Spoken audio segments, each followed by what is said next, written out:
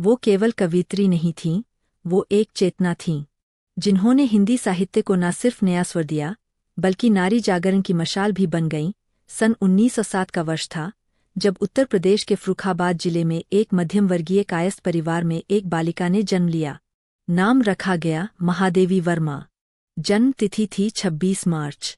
उनके पिता गोविंद प्रसाद वर्मा शिक्षा प्रेमी थे और माता हेमरानी देवी धार्मिक प्रवृत्ति की थीं। घर में शास्त्रीय संगीत, साहित्य और संस्कृति का वातावरण था। महादेवी वर्मा का बचपन बहुत ही सुसंस्कारित और अनुशासित माहौल में बीता। जब वो मात्र 5 वर्ष की थीं, तो उनका नामांकन इंदौर के मिशन स्कूल में हुआ। यहीं से उनके भीतर साहित्य के बीज अंकुरित होने लगे। उन्होंने बचपन में ही संस्कृत, अंग्रेजी, बंगाली और उर्दू जैसी भाषाओं में रुचि दिखाई।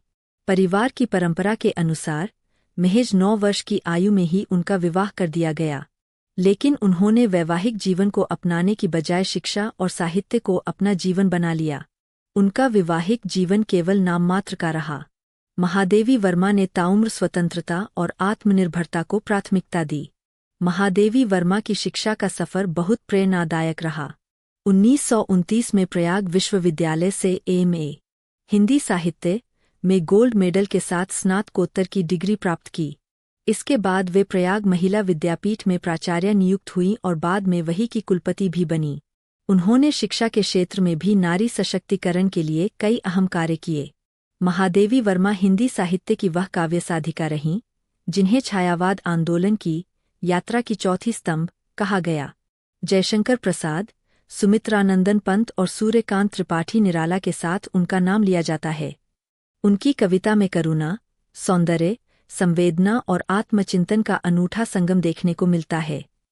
उनकी प्रमुख काव्य कृतियाँ थीं निहार 1930, रश्मि 1932, नीरजा 1934, सांध्यगीत 1936, दीपशिखा 1942। इनके अलावा उन्होंने गद्य लेखन में भी विशिष्ट योगदान दिया। अतीत के चलचित्र पिंजरे की उड़ान और मेरा परिवार जैसी रचनाएं नारी पीड़ा, पशुप्रेम और सामाजिक चेतना का स्वर बनकर उभरीं। महादेवी वर्मा केवल लेखिका नहीं, एक समाज सुधारिका थीं। उन्होंने नारी शिक्षा, विधवा पुनर्विवाह, बाल विवाह के विरोध जैसे विषयों पर खुलकर लिखा। वो गांधीवादी विचारधारा से भी प्रेरित थी और भारतीय स्वतंत्रता संग्राम में अपनी लेखनी के माध्यम से भागीदारी की। सम्मान और पुरस्कारों की बात करें तो उन्हें प्राप्त हुए साहित्य अकादमी पुरस्कार 1956, पद्म भूषण 1956, ज्ञानपीठ पुरस्कार 1982, पद्म विभूषण 1988। भारत की पहली प्रमुख कवियत्री के रूप में महाकवयित्री की उपाधि। उनकी लेखनी आज भी स्कूलों, कॉलेजों और साहित्यिक पाठ्यक्रमों में शामिल है। उनका जीवन सादगी, संवेदना और संघर्ष की मिसाल है। 11 सितंबर 1987 को यह अमर लेखनी इस संसार से विदा हो गई, लेकिन उनकी कविताएं आज भी जीवंत है।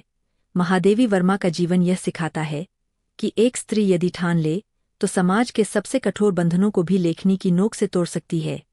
अगर आपको महादेवी वर्मा की यह जीवन यात्रा प्रेरणादायक लगी हो, तो वीडियो को लाइक करें और हिंदी साहित्य की ऐसी ही महान हस्तियों की कहानियों के लिए हमारे चैनल हिंदी ज्ञान सागर को सब्सक्राइब करें। धन्यवाद।